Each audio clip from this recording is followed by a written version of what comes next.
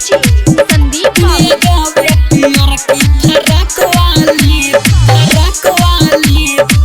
रोशन recording studio Dhanaha.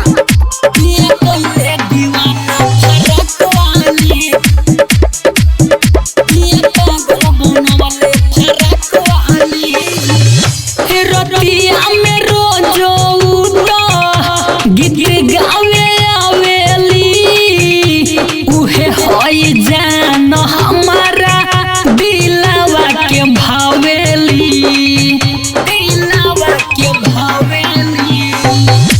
रतिया में रोजो गीत गावे आवेली उहे होई जान हमारा दिलवा के भावेली।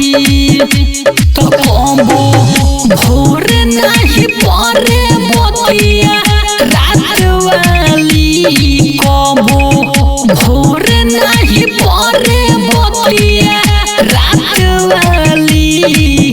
पिड़िया गावेले पियर की फराक वाली, बिया कोइले दीवाना फराक वाली, बिया पागल बनवले फराक वाली। संदीप बाबू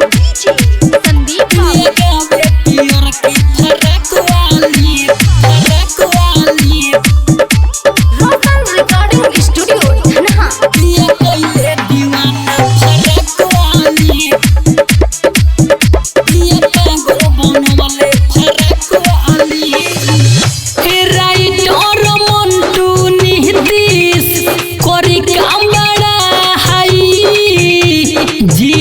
जितेंद्र अनिल गइले लो भाई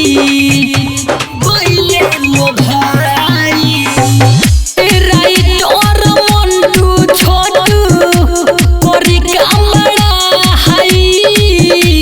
जीतू जितेंद्र गोलू गइले लो भाई।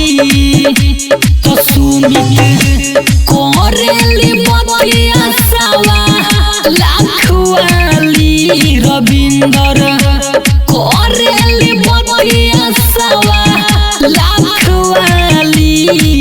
पिड़िया गावेले पियर की फराक वाली, बिया कोइले दीवाना फराक वाली, बिया हमके पगल वाले फराक